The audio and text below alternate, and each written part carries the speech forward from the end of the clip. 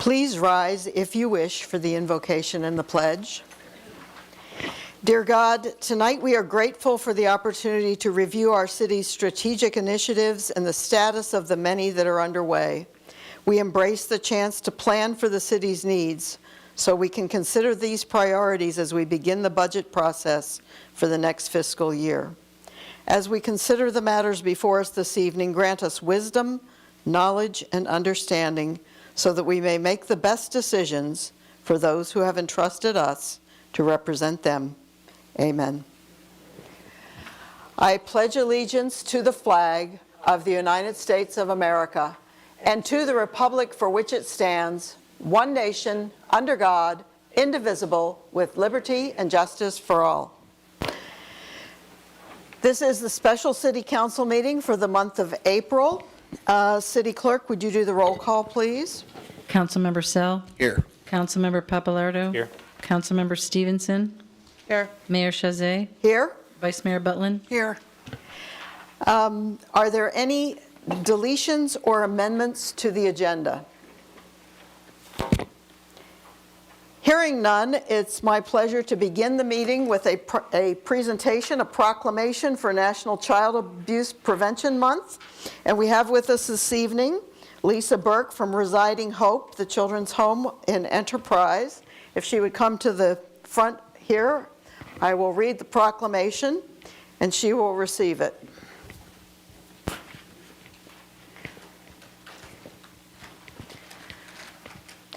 Whereas every child deserves to grow up in a nurturing environment, free from abuse, neglect, violence, or endangerment of any kind. Whereas child abuse can have long-term physiological, emotional, and physical effects that have lasting consequences for victims. And whereas effective child abuse prevention activities succeed because of the partnership created among child welfare professionals, education and health professionals, businesses, law enforcement agencies, families, and community and faith-based organizations. And whereas we must work together as a community to build awareness about child abuse and continue to promote the social and emotional well-being of children and families in a safe, stable, and nurturing environment. And whereas Residing Hope, formerly Florida United Methodist Children's Home, serves abused, abandoned, and neglected children by providing therapeutic residential care, foster care, and outpatient counseling. Now, therefore, I, Karen Chazet, Mayor of the City of DeBary, Florida, on behalf of the DeBary City Council, do hereby proclaim the month of April National Child Abuse Prevention Month in DeBary and urge residents to become more aware of child abuse and report suspected cases to the Florida Abuse Hotline at 800-96-ABUSE. Thank you so much, Lisa, for joining us for this, and here is the proclamation. If you want to say a word or two here at the front, you may. Thank you. Yes. Good evening, council members. I'd like to thank you for the amazing partnership we have with you. I can't tell you how the children feel when they're performing their Christmas play and they looked out and saw all friendly faces.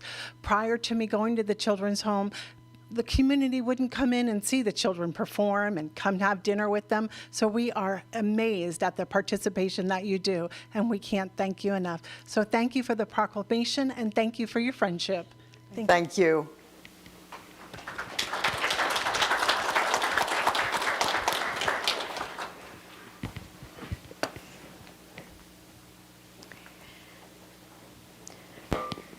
The next item on our agenda is a public hearing.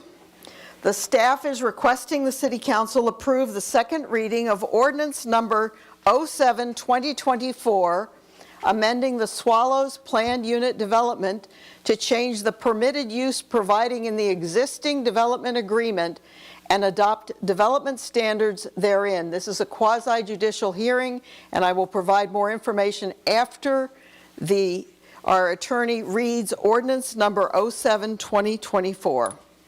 An ordinance of the City of DeBary, Florida, approving a major amendment to the Glen Abbey Planned Unit Development also known as Swallows PUD, governing an approximately 32.21 plus or minus acres of land located on the north side of East High Banks Road, east of U.S. Highway 1792, with a Volusia County property tax identification number of 8027-00-00-0062 and 8026-00-00-0065, and owned by Kimaya LLC, amending the Plan Unit Development Agreement to permit certain additional specified uses on the property and updating the conceptual development plan to show the planned development of the property, providing for severability, recording, and an effective date. Thank you. This is, as I said, a quasi-judicial process, and under Resolution 1521, I am responsible to outline for you how the process moves forward.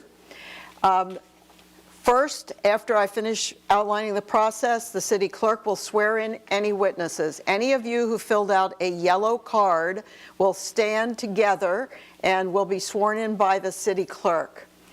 Anyone who is not sworn in and has not filed a yellow card will not be in the public participation part of the meeting. Following that, there will be disclosure of any ex parte communications by city council. I will poll them going down the line, or the city clerk will poll them, I'm sorry. Then there will be the presentation of the proposal by city staff, and there will be 10 minutes allotted for that. Following that, the applicant has up to 15 minutes to describe their case, and they may reserve any time that they don't use at this point in the process for the rebuttal and add it to the allowed rebuttal time should they need it. Following the applicant's statement of the case, then there will be public participation. It will be 3 minutes each. If there's any organized group that has identified themselves with a spokesperson, that spokesperson would get 6 minutes. We strongly recommend that a spokesperson is selected if it's a large group with similar comments. The applicant then gets 10 minutes to speak to what he or she has heard in the public participation and the staff's presentation, plus any time that was reserved from the earlier amount of 15 minutes. And following that, so once the staff, the applicant, the public has been heard from, then there will be deliberations and questions among the city council. The city council members may address their comments to staff, the applicant, supporters, objectors, the public as necessary and in their individual discretion, and then there will be action by the city council. When the council has the vote, these are their legal responsibilities in the state of Florida. Any decision must consider the evidence and the applicable criteria for relief as set forth by the code provisions and law. We can only consider such evidence as will establish a substantial basis of fact. Hypothetical, speculative, fearful, or emotion-based generalizations that do not directly address the issues or criteria established by the code or law are generally not sufficient to be considered evidence. In making the determination with the vote, we may not rely on mere opinion unless the opinion is offered by someone with technical expertise. Evidence that is vague or speculative may not be used, and we must base the decision on evidence that is relevant to the matter at hand, that is substantial, and that is reliable and credible. Should we not follow these responsibilities, which are handed to us through state codes as well as our own code, then the applicant would have the ability to seek redress in the court system if they felt that this process was not followed. So having said that, we would be at the point for swearing in witnesses. So anyone who anticipates speaking, filed a yellow card, should stand at this time to be sworn in. And any staff members that are speaking should also. Do you swear the testimony you're about to give is the truth, the whole truth, and nothing but the truth, so help you God? I do. Thank you. Okay, and then there is disclosure of ex parte communications by the city council. City clerk, would you poll the council for ex parte? Councilmember Sell, None. I haven't spoken to anybody. Councilmember Papalardo, Same as from the first reading, I attended the March 11th community meeting. Afterward, I exchanged pleasantries with Mr. Watts and spoke briefly with growth management staff. Councilmember Stevenson, No ex parte communications, thank you. Vice Mayor Butlin, Just some calls today encouraging them to come tonight. They weren't sure if this was the final, but nothing else. Mayor Chazet. No, I haven't had any ex parte communications. Thank you. All right, so the next part of the hearing will be the staff presentation.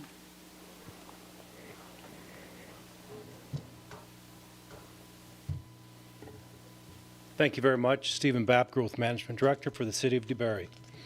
Today I'm going to give the staff analysis of the request. I sure can speak up. This is for the approval of a major amendment to the Swallows, aka Glen Abbey PUD, to permit 126 townhomes and the development standards therein. Project location is indicated in the teal rectangle. It is north of East High Banks Road and adjacent to the existing Glen Abbey subdivision. The general timeline is addressed on the slide. This is a very old plan unit development. It is began in 1972 and has gone through a series of changes.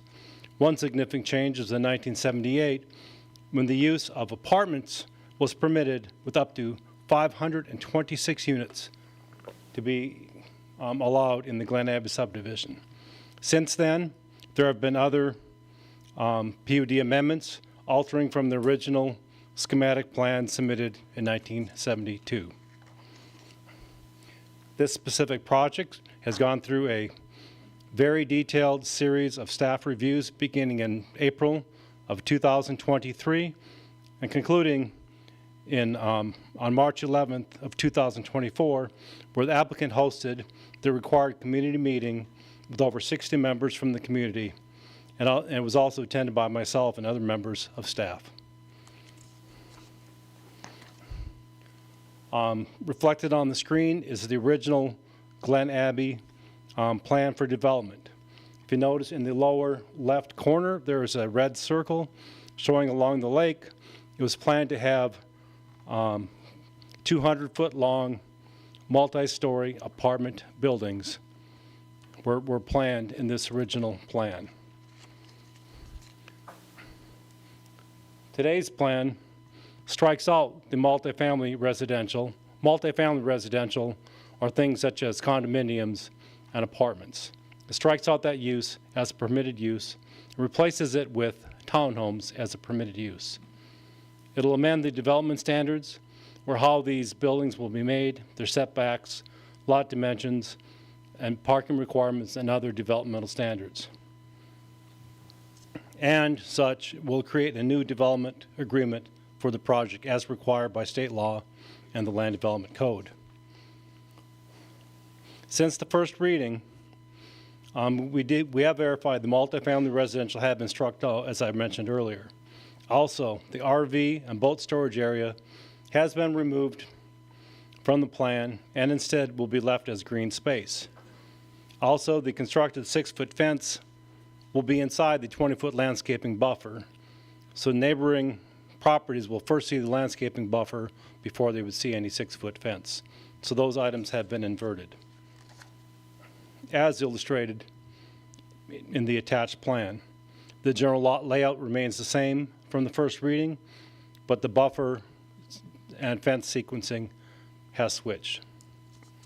And the RV storage, which was on the south part of the lake, is gone and now open and left open as green space.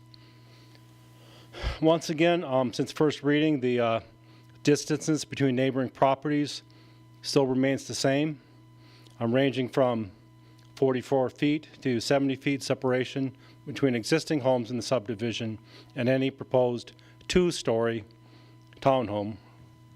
Now remember, this was originally planned for multi-story, 200-foot long apartment type buildings.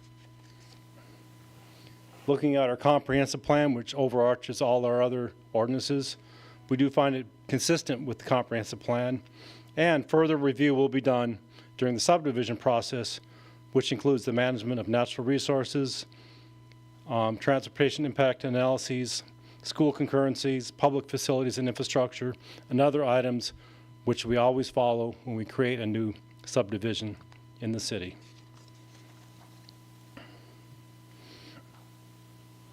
Based on the fact that we're downzoning the size and density and intensity of uses, and that this PUD does meet all appropriate local and state laws to this point,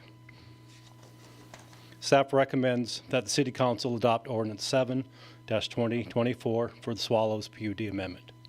Thank you. Okay, thank you. And the applicant? That will be 15 minutes, time set. Okay. I hope to take much less than that time. Well, you may reserve some of your, I'll reserve it. Good evening. For the record, Mark Watts with the law firm of Cobb Cole, 231 North Woodland Boulevard, DeLand. And first, an editorial comment. Mr. Geller, I think you should be in radio. Your voice on reading those ordinances was fantastic. So I appreciate the opportunity to be here this evening on behalf of Kamaya, who's the current property owner. I don't want to take a whole lot of time. There may be some folks that have some questions that weren't at our prior hearings, so I'll reserve time to come back up and maybe answer or respond to some of those. But I do want to confirm, we made a couple commitments to you at the last hearing when we did this on first reading. First and foremost, as staff noted in the report, originally the Swallows PUD with the 1978 amendment allowed up to 526 multifamily units. Based on the acreage and the land use, this particular parcel likely would have accounted for about 217 of those. And so tonight, we're reducing that density from that maximum of 217 of those multifamily units to we're asking you to approve on final reading 126 townhomes instead. We did, as we committed at the last meeting, revise the document to completely strike multifamily as a permitted use. So rather than having both multifamily and townhomes as an alternative, we're simply allowing townhomes as the permitted use. We also struck the accessory use of RV and boat storage. I'm going to use if I can go back to the staff map that was up there. I don't know if that. That had the added benefit of adding about 3.9 acres of open space to the overall plan, taking us from 20% to about 25% of the overall site being left in open space. So just to give you the visual on that, all of the area, I know the laser doesn't really work up there, but right about where the 13-minute clock is, just above that, all of the lakeshore area that was between the lake and High Banks will be left as natural open space. We did talk about whether or not the city would be interested in accepting that as public dedication, public open space. We're still receptive to that. We can address that during subdivision review, along with some of the other portions of the lake area that probably are would be good into public ownership. So we've increased the open space with that amendment. The other thing, Madam Mayor, you made the suggestion at the last meeting, not only leaving the buffers adjacent to the existing residential in their natural state, but also seeing if we could move the fence to the back side of those landscape buffer areas so that the vegetation remains, kind of facing towards those existing homes. We were able to do that. The revised plan that's in your materials this evening reflects that fence on the north line and on the east line of the property adjacent to the existing neighborhoods as inside the landscape buffer area, so that existing vegetation remains kind of facing the existing homes. So with that, I'm open for any questions. As we talked about at the last meeting, there's a whole lot of other things that we have to go through still in the subdivision review, like the rest of our environmental permitting and the concurrency review and the school concurrency and everything else. We still have to do that. And this revision this evening doesn't affect the next steps that we still have to go through. So happy to answer any questions you might have. And Madam Mayor, if I can reserve the balance of my time. okay. Needed. Thank you. We do have public participation, which is next. Our first speaker will be Diane Gordon, and state your name and address for the record. Good evening. My name is Diane Gordon. I live at 205 East High Banks Road, DeBary, Florida. And I've lived in DeBerry for 20 years. I live on High Banks Road at the corner of Matanzas. I have lived here for 20 years, and I have enjoyed all of my time in DeBerry. And I am here to encourage you to go ahead and adopt this amendment. I feel, as the person that's going to be looking across the street, I'd rather see. I'm even disappointed that the RV thing is gone, because I figure people who are going to own an RV in a city that has 2 marinas that or boat launches, that they might actually want to come and live here. So I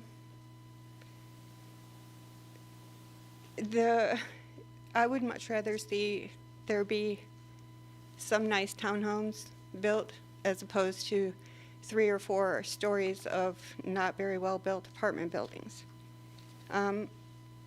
I do have concerns, though, living on High Banks Road at this very moment, and I will become more involved as time goes on, because the traffic there is horrendous. I can't even get out of my driveway a lot of times anymore, and I have people beep at me because I'm trying to get out and they're driving on the road. And sometimes I just don't always have the time to make it happen quick enough for them. So, or even parking, just trying to get into my driveway. So that's a problem that's been long-standing. I do want to be more involved. It's been on my mind to figure out why there hasn't been something done about this. Have we considered roundabouts in the city of DeBerry along the same idea as Seminole Boulevard in Sanford, or even low density or speed limits like French Avenue in Orange City and DeLand? And you know, some of these other communities, they don't, I mean, I had a Publix truck. I have semis going down the road every day and very large vehicles. So I'm sorry for rambling on. I think you got my point about what I'm trying to say here. We're a city that has 2 Dollar Trees, 2 auto zones now. It's just not going in a direction that I had hoped. When I first came to the city, they were touted as being the doctor, lawyer, sleepy town of Orlando, and it's not happening anymore. So I feel sad about that. That's all. Thank you. Jim Taufer, and correct my pronunciation, which may be off. Name and address for the record. So it's Jim Taufer. I'm at 109 Pineside Drive. I have more of a question than a statement. I was looking at the development plan, and I was trying to visualize from High Banks, what is the access to the visitor parking at the development? It appears there's a parallel road to High Banks, and I wanted a description so I could visualize from High Banks as you're looking at it. Is there a 6-foot fence there, or is there a road beside the road? Or how is that intended to work? If we can get clarification of that. That was really my only question. Excellent. There's time for rebuttal, and I'm sure that the applicant can provide that information. Great. Thank you. Thank you. Melissa Cox. Hi. I'm at 111 Pineside, so my house directly butts up to this property. My biggest concern is the water situation. If you drive through Glen Abbey right now, I just walked it yesterday, there is construction cones and yellow tape on the majority of our areas where the drains are literally caving in. There are roads in Glen Abbey that are caving in. And over near the Walmart, they just, recently fixed all of that. But down by the golf course is caving in. Glen Abbey has a history of flooding and losing 9 homes to flooding. So I know that we can say, we're planning and trying to prevent all of that. But I feel like we live in Florida with hurricanes, so it's, I don't know if you're able to pull that map up. Are you able to pull the map up that you had? So it's hard to see from here, but the wetlands, if you see that area, that's wetlands, and then the other wetland area, there's a very small strip of land, which is the land beside my house, very small strip, and that's where you're sticking, I don't even know how many homes there. It's such a small area. So my biggest concern is I'm afraid they are going to have to build that land up because it's wetlands, and it is going to flood right into my house. So now, you brought up the 3 acres where the boat storage was coming, and I don't know if it's even at all a possibility to move those houses down that direction. I know when they just showed the original Glen Abbey plan, the apartments were around the lake. I don't know, it's just such a small piece of land there where they're wanting to stick so many homes, and where all that water is going to go.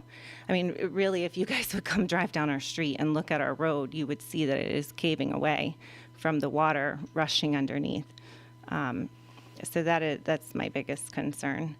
I don't know. I mean, I know it's hard with the animals. I know that's, we put a camera out there and we see all that's out there, and it's sad what is happening to our town and our animals and our land. And I know, 50 years ago, maybe they zoned it for that, but I feel like we also have an obligation to see what our land is capable of, if we're destroying our animals, literally we're flooding, that's an issue. And so I feel like we have to make some changes to save our city. So. Thank you. Terry Beverly.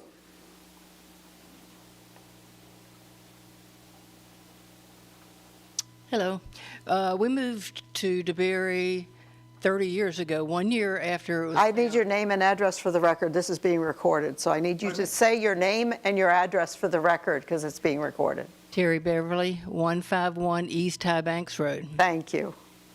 We moved here in 1994 to that address because it was a sleepy little town. High Banks was not a busy road. Now it's a major thoroughfare. I don't see that 2-lane road supporting 100 units. If the road is going to be widened, I'd like to know if it's going to come from the north side or the south side, because there's a lot of houses on that road that don't have a big setback, and they really can't lose a lot of yard. So the plans that I saw didn't really, it said it would be addressed, but I'd like to see something addressed now, because that's a lot of traffic for that road, considering it's 10 times worse than it was when we moved here 30 years ago. Okay. Thank you. That's it. Christopher, is it Roney? I'm not sure. Did I get it right? Wow. All right. Name and address for the record. Hi, I'm Christopher Roney. I own the house at 2 Matanzas Road in DeBerry. I'm also on the corner of High Banks, and I haven't met you. My son-in-law lives in the house, but I'll say hi after the meeting. My question is, on both of our houses, did they do a measurement from the nearest townhouse to the houses across High Banks, or was that considered like too far to measure? Or because it seems like we're fairly close to the one of the groups of townhomes. And the other piece of thing is, I would just say High Banks Road, way too much traffic. I drove here from Orlando to get to this meeting, and I saw firsthand, I took 1792 and I saw what bad planning is all about. So just encourage you all, less growth, get the roads in place before you do development. That's all I have to say. Thank you so much. Thank you. And that ends public participation, and now would be the time for rebuttal. You have plenty of time. You have, what, a half a dozen comments to address? Yes, ma'am. Once again, Mark Watts with Cobb Coal, 231 North Woodland Boulevard. Yes, ma'am. Again, just to come back and address a couple of the comments that were made. With regard to, traffic has been one of the prevailing comments that we've heard at each of the meetings that we've had on this project. Your process requires, before our development can move forward, we have to work with your staff to verify, what improvements are required for the impacts of this development, what improvements we may need to contribute funding to through the prop share process. So we are kind of moving into the next step to verify all of that. We do know some of the specifics we've talked with your staff about. There's some turn lanes at the intersection of High Banks that I know are on the priority list. We'll be coordinating with staff to make sure that those improvements are either funded, work contributed to, or constructed as part of this project. As you know, any site-related improvements, such as turn lanes, necessary to access our project as we move forward, would be 100% the responsibility of the developer as well. So those things all have to be answered before we're able to move forward with the development order, so we will continue to work with your staff to make sure they're addressed. Same thing with the comments about flooding. And I know at the last meeting we talked about a lot of the issues that are in Glen Abbey and the fact that a lot of the materials that were allowed to be used as pipes, like the corrugated metal pipes and things of that nature that have been problematic in Glen Abbey, are no longer materials that are allowed to be used in modern stormwater systems. Your staff does a fantastic job, I think better than almost any city. You and Port Orange are probably on par with regard to the level of detail you place on stormwater design and preventing flooding and issues with adjacent properties. So again, that design is the part of that next step with our subdivision engineering. Those applications are in. We're starting to go through that process. So to those that are here in the public that have expressed an interest in that, as we go through DRC, as we work through our ODP, which is the beginning of our technical design, those are all public meetings. You're more than welcome to come out and be here so you can hear the staff question and answers with regard to how we're designing the overall systems. With regard to, I think the question was raised about if there's widening required. We obviously don't have any ability to affect anybody's property on the south side of the road. So if there's a need for right-of-way for a turn lane or things of that nature, if it's adjacent to our parcel, we would be working with the city to make sure that's dedicated. We do have requirements for separation. I think there's a 35-foot buffer that's required across the entire frontage. So the distance from the properties across High Banks here, you've got the width of High Banks plus the 35 feet plus the setback of the unit. So it's a fairly substantial distance that exceeds the setback requirements that you've got in the PD currently for your perimeter setbacks. Finally, with regard to the questions about well, actually two things. One, there was the frontage road question. I think right now our design does have a road that comes in behind our landscape buffer that goes kind of east-west parallel to High Banks to provide some access to different parking areas and some of the townhome units. So that is a roadway, but it's behind the landscape buffer area. The last thing I wanted to address was just the comment about wildlife. We're obviously sensitive to that. There are a couple of things that we have to look at with regard to any protected species. We have to go through the steps required to permit and make sure we're avoiding or relocating any animals that are required to be permitted for relocation, like gopher tortoises, things of that nature. We've heard about bald eagles being in the area on this. There's other regulations we have to comply with. If those are documented as there, we've got primary and secondary, zone regulations that we've got to deal with regard to that. I'll reiterate the comment that I made last time, though, is that this is most wildlife thrives in connected areas of habitat. We've done a really good job as a community, both DeBary and the county, of preserving really good swaths of uninterrupted habitat. And these areas where you've got the opportunity to do infill development and have some density placed within the heart of a community really are not the appropriate place to set aside as wildlife habitat. This property has been planned for many, many years for higher intensity residential development. We're reducing that substantially with the application that's before you this evening. So I think this is a good approach to, kind of exercising the existing rights that exist on this property. So with that, I'm happy to answer any other questions that I missed or that you may have or that were brought up by my comments. So. Okay. Next, we will have questions and comments from the council. Councilmember Sell, do you have any questions or comments for staff, the attorney, or any answers or additional thoughts on items brought up by the public? I just want to say that sometimes it feels like we're flown in by helicopter and we avoid all the traffic in DeBary and we don't deal with it. We don't live here. We live somewhere else and we don't have to deal with all the growth. I know I've seen new traffic lights go up. I know I wait to leave where I live an extra 8, 9, 10 minutes. If I want to go to Orange City, I take High Banks. I know it takes longer to go down there. We are all dealing with development. And this started way back in 1972. We became a city in 1993. So things were approved and put in place a long time ago. And tonight is actually in 2024, going from a possible 500 plus units to a little over 100 units in 2024. That's what a win looks like. We can only negotiate with the cards that we have, and we have to deal with it. And it's extremely frustrating for me to sit up here and watch all the development that goes on in the city of DeBary. I mean, I came here in the early 2000s. I love our little city. I love my neighbors. I love the people of DeBary. Yes, I wish it could have stayed that way back in the 2000s. Honestly, I do. But it's not possible. It's not possible. The only way, if we all contributed and bought all the property up in DeBary, that's the only way we can really stop development. Going from 500 plus units, a possible apartment complex, down to townhomes,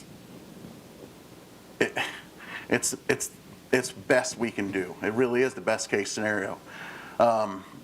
People own property.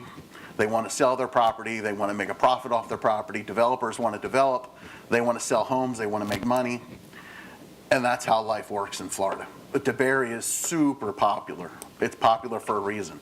I think we have the best residents in all of Florida. I really do. Honestly. I thank you all for coming out tonight. I thank you for all speaking your mind. I really do. I understand it. I get it. I wish we could stop. Wish we could have stopped 10 years ago, 15 years ago, 20 years ago. But we can't. We just can't. The city will be wrapped up with lawyers and fees, and we get to pay for the lawyer fees if we were all to vote no tonight. I'm here. I'm not allowed to really put emotion into this decision tonight. I got to look at the facts. I got to vote on the facts. I got to see if they have all their ducks in a row, and then I have to vote accordingly. That's how this works tonight. 2 weeks ago, I broke down, so I'm not going to do that tonight.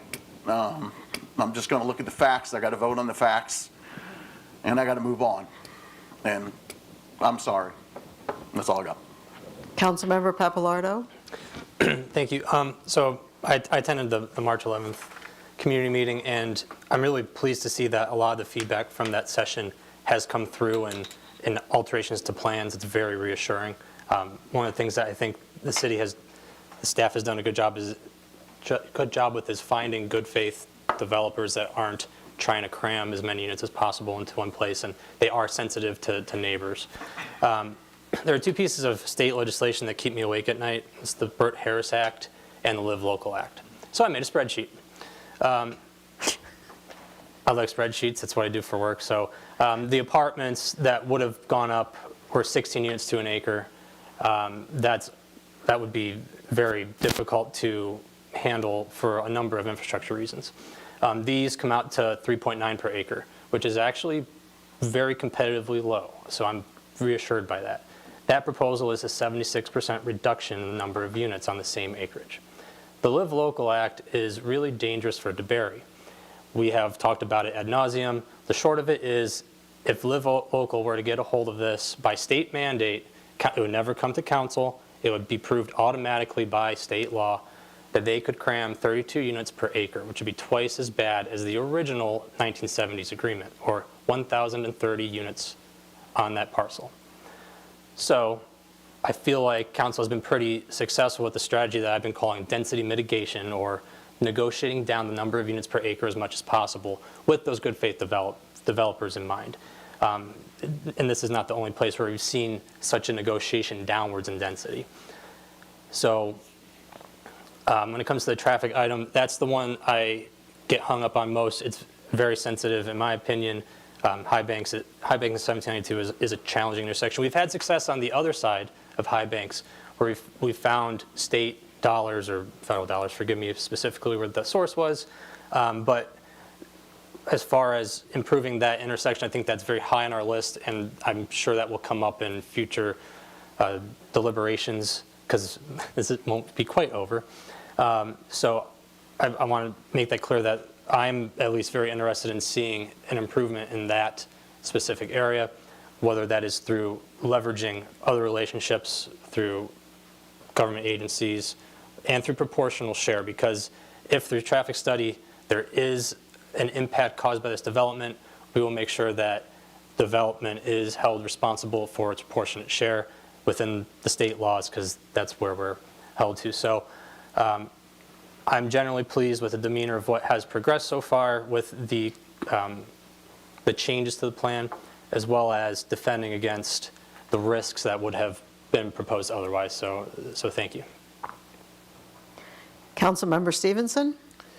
Thank you. I made more comments at the last meeting, the first reading, but I guess I'd like to just say, first of all, thank you to everybody that came out and has been involved in this process. Also, thank you to the developer for being so responsive to our neighborhood and our residents. I think that seeing you guys all out here regularly, anytime something comes up, has kind of, the word has gotten out that you can't just come into DeBary and steamroll and build anything you want. So we do have this wonderful negotiation that goes back and forth. I'm very happy to see that we have officially struck out the multifamily dwellings. Yes.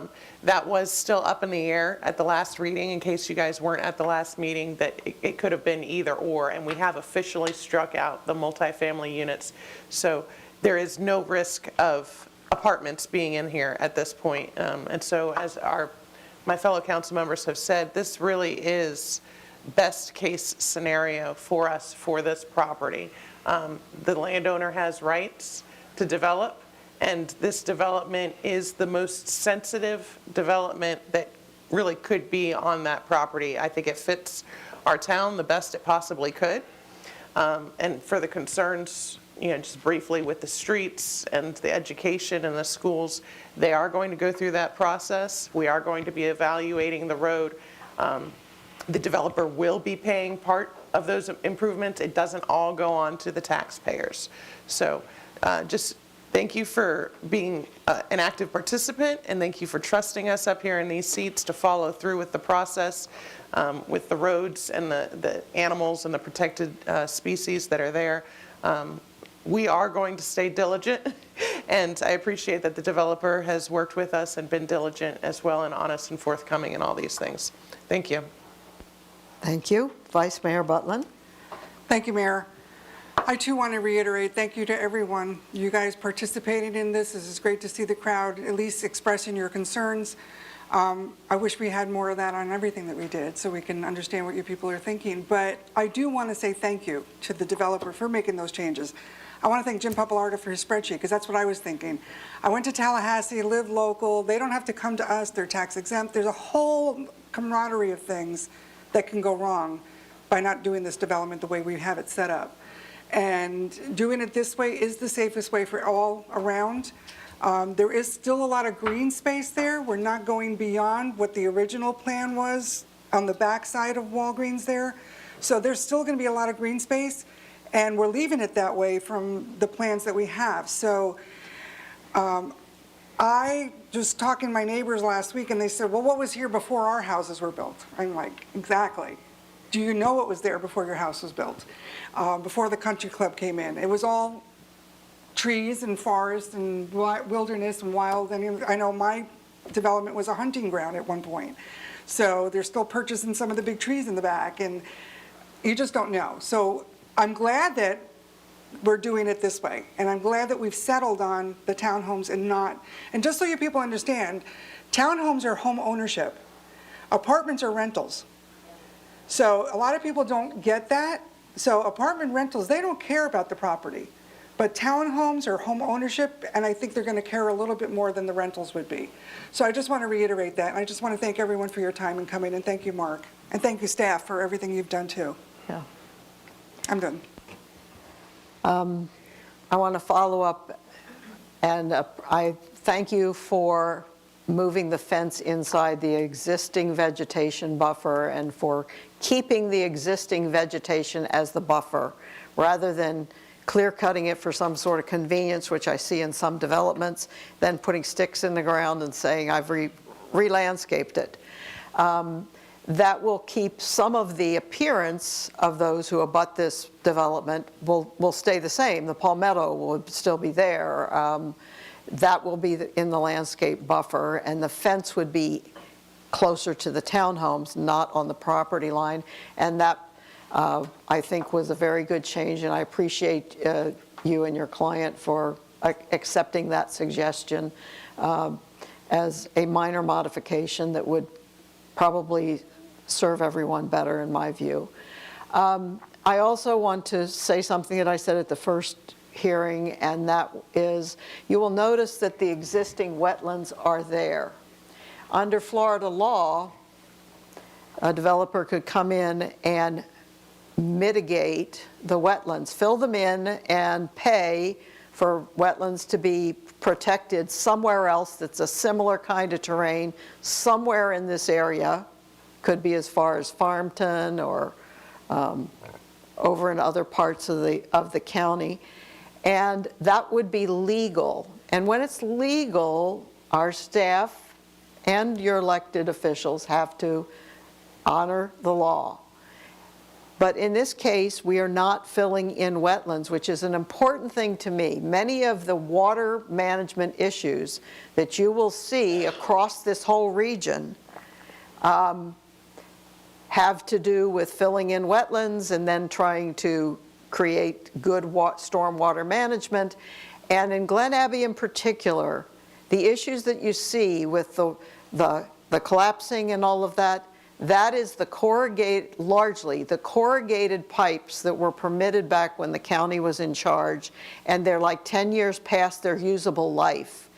And we are having to line them or replace them. It is major. We've gotten state grants to do it. The county has done some. There was some due to a county infrastructure problem that was handled not long ago. These things are not the new stormwater management system that will go in for this development. These things are the wearing out of infrastructure placed there decades ago and using materials that would never be permitted today. And so I understand that you look all around the county and see flooding, and you're right that there were some houses that were bought out after certain storms, but they haven't been bought out since. And we had one, in Ian and Nicole, we had one home flood, 2 inches. It was a drain clogging problem. It was addressed. The water was out within the morning, and it was still a very big upset for that individual. But you contrast that with before our investments in the stormwater management system. And during Ian and Nicole, we had, as I say, one home that took on water, one business off of Benson Junction that took on water. But if you looked at all of the other cities around us, they had large numbers of flooded homes. But we have been investing routinely ever since those horrible 2004 and 2008 events in our cities where we were the poster child on national news. Look at the horrible flooding. And in 2008, they've known since 2004, they didn't do it. We've put millions and millions of dollars in making it better, and the payoff was there, but you didn't hear us saying a whole lot about it in Ian and Nicole. Why? That was not the right time to talk about it. People were suffering in every city around us. You know, hundreds of people flooded. And in DeBary, we had one, and we know what the issue was. So it's hard. We have, within Florida, we have development rights that we have to honor. And if we don't, we can be forced to honor them by the courts. And that's, as one of the other council members said, that's a costly way to make a point. If you deny something that you know you are not behaving in a legal manner, and you get challenged on it, then you waste taxpayer dollars defending what you know is a wrong, illegal sort of decision-making, and then it still goes forward, and you have just spent a lot of time and taxpayer money, and the project still goes forward. So I know when you see one of these and it comes close to you, you think perhaps there isn't a process and things being done all along the way. There is. It takes a lot of effort to be involved enough to understand all of these things. Later this evening, if you stay for the rest of the meeting, we're going to go over all of our transportation and capital improvement list.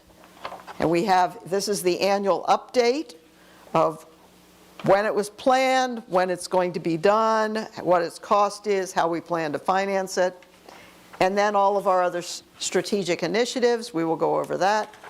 So this, I know when you just see things, they go, what are they thinking? They're $2 stores. Well, that isn't because we went and solicited dollar stores.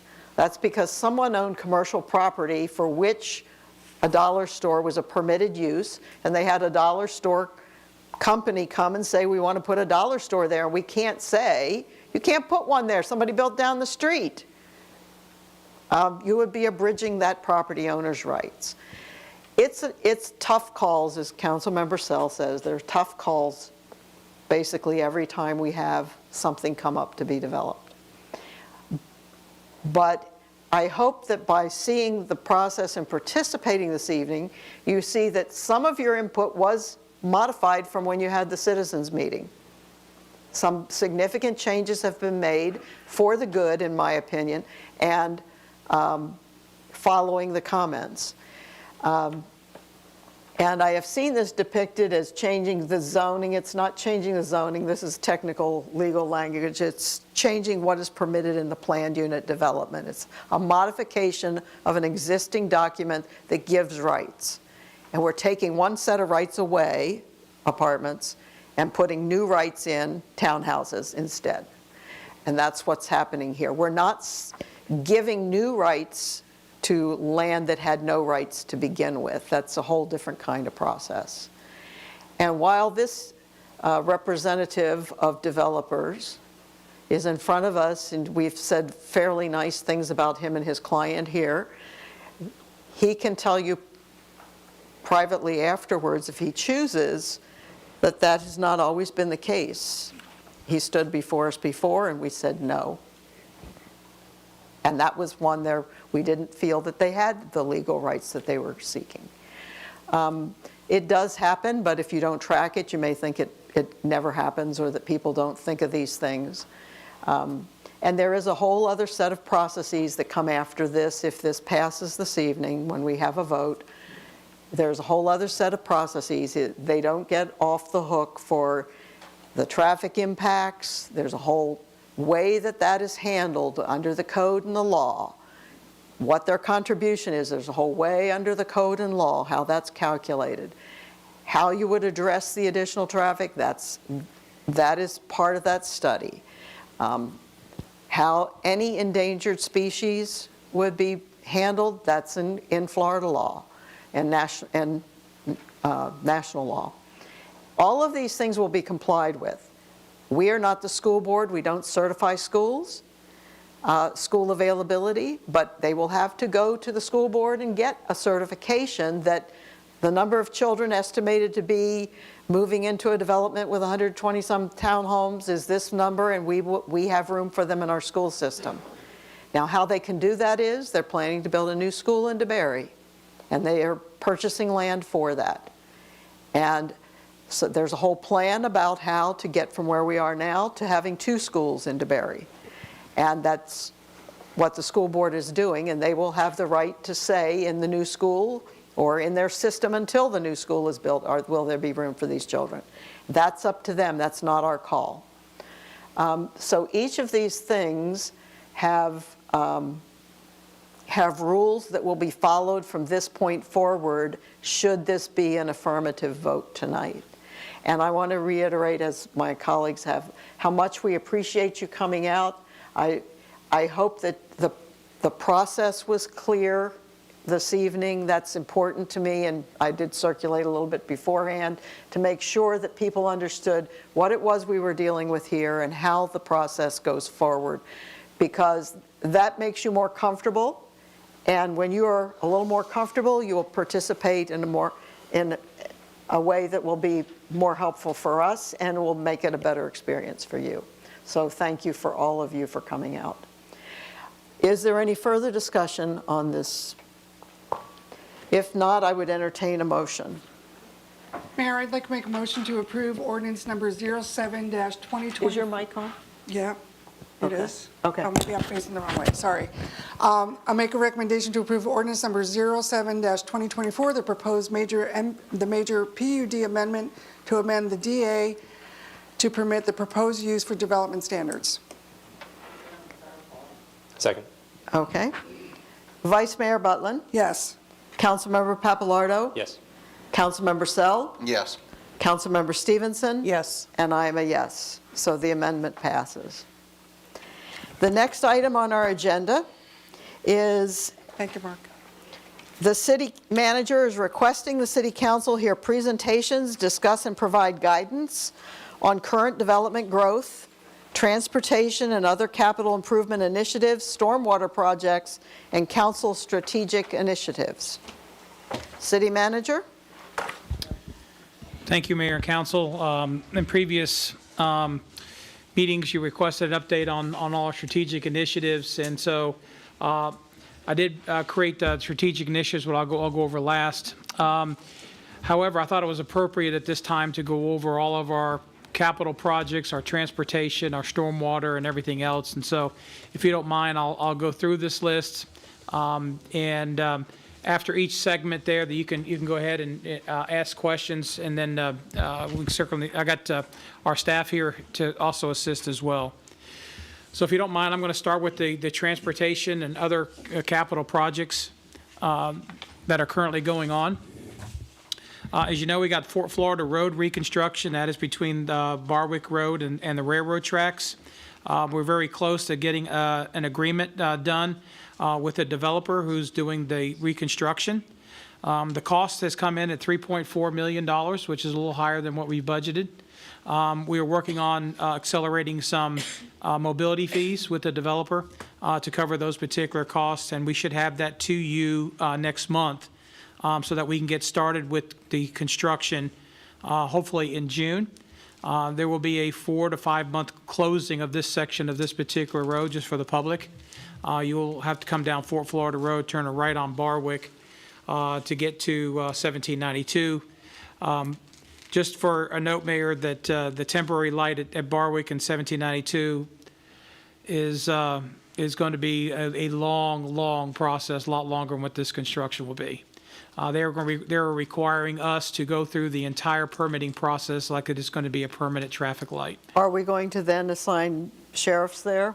Sheriff You're going to assign deputies sheriffs there or during provide- rush hour? Or provide more communication that if you are going to go north on 1792, you're going to you should use High Banks Road during high traffic periods. If you're going south, obviously you can go down Barwick, but if you're going north on 1792, it's better to use High Banks Road. Well, my request would be, we have traffic disruptions on I-4 a couple times a week.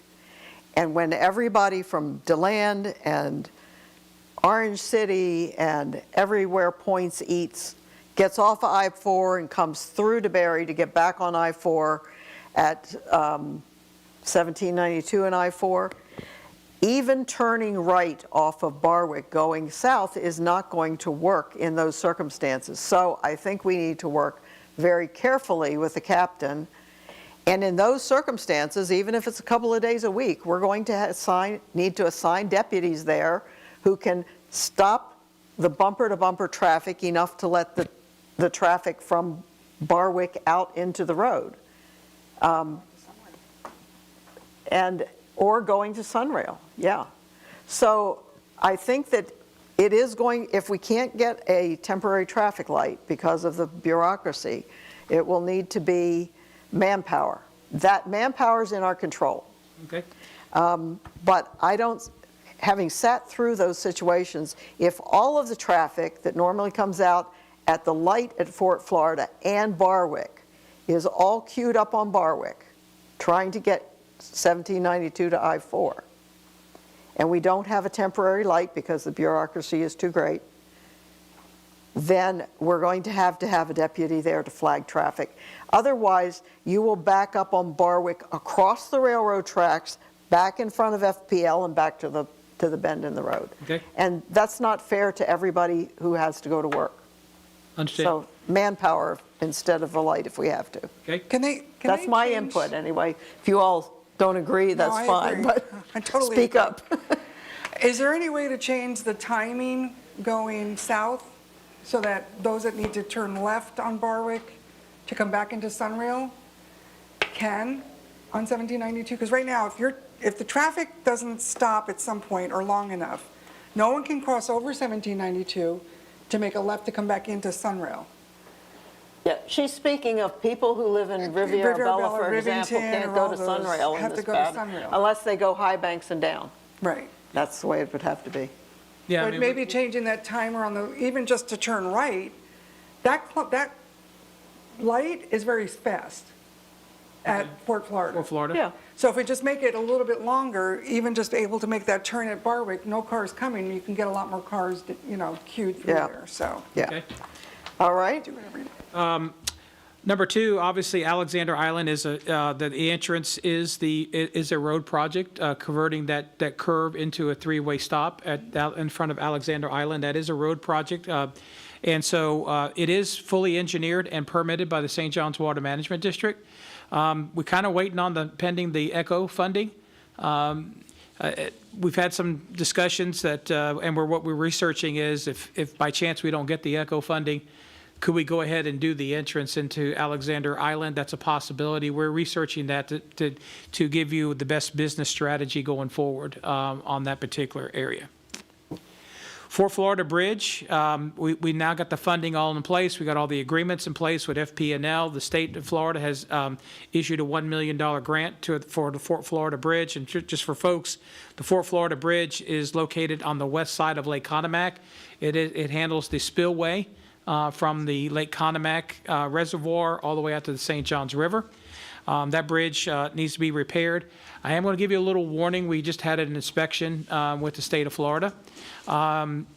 The damage underneath the bridge where the slopes are is concerning to them.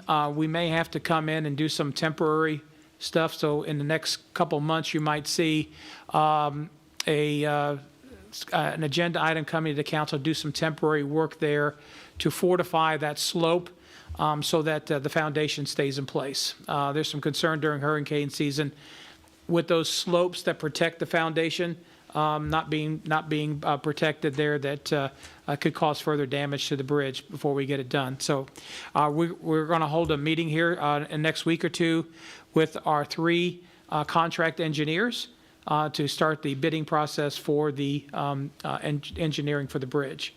Now, this is not going to be a fast process. The engineering will occur, hopefully get done in February or March of next year. Construction is another issue because we don't want to do it during hurricane season. Construction will probably run from November 2025 to June 2026. So during non-hurricane season. And so even though the engineering will be done, the construction is going to be done in non-hurricane season. Benson Junction Road reconstruction. That's from Highway 1792 to Shell. And for those who are in the public there, I did have some extra things so you can follow along. We did we're scheduled for the TPO funding of $4.3 million for that road.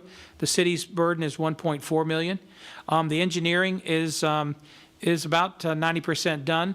I think we've applied for the St. John's Water Management District permit for that. I look at Richard, make sure that I got all these correct. And so, yes, we're looking for some property along that road for adding our stormwater system. And so that process has taken a little longer than normal. But if everything goes well and we get the TPO funding, the governor signs the budget hopefully by July 1.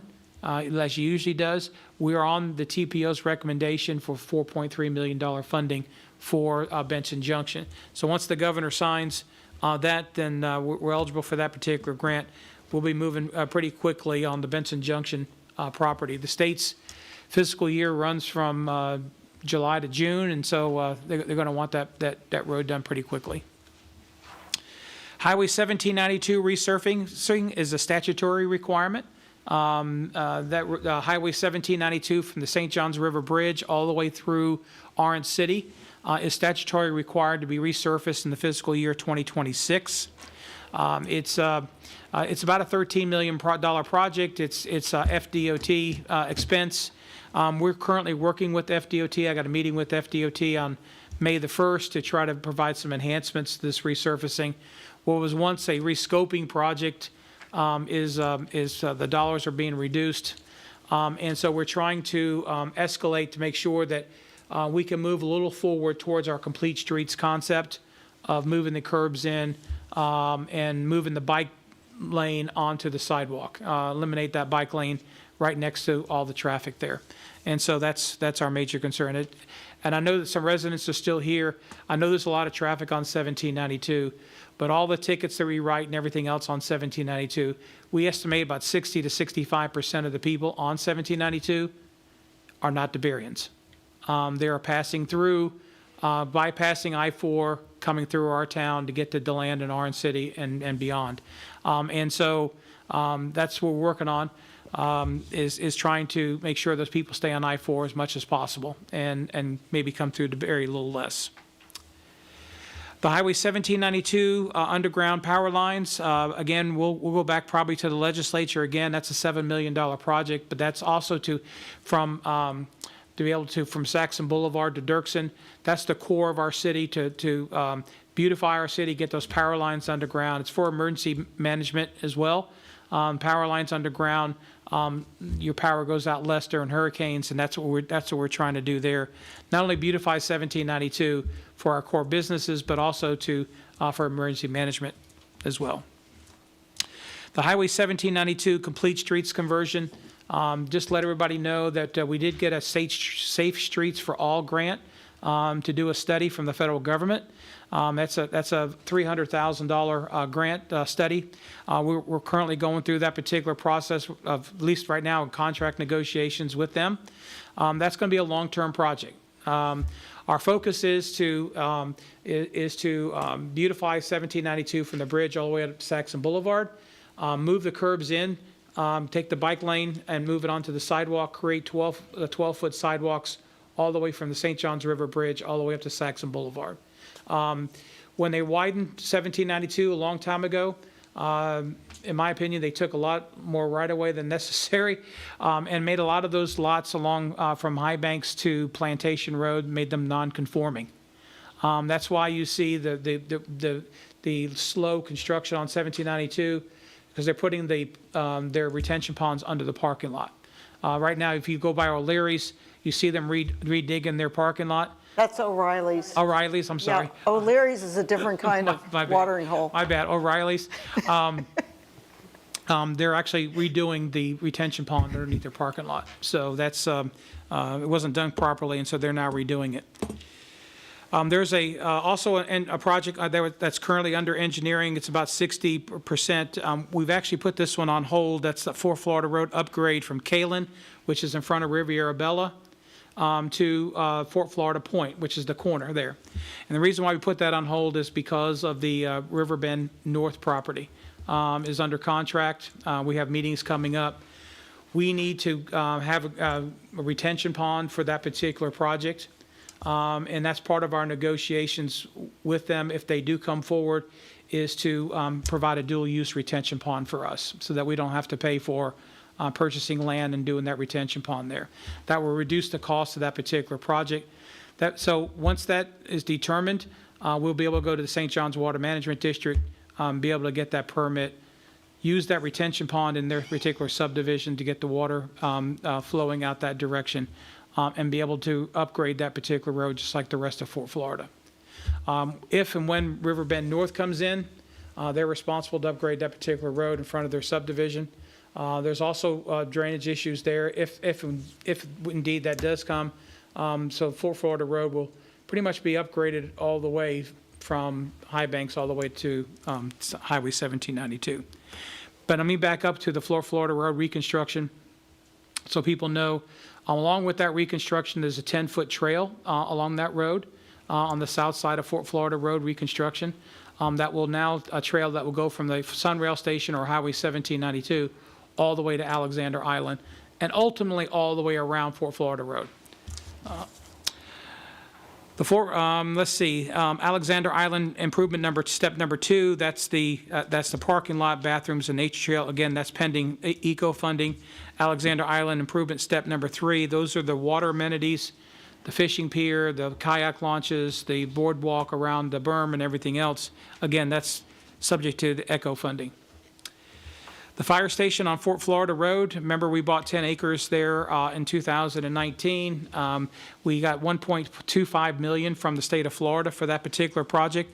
We had budgeted $5.2 million. We just got the guaranteed maximum price today.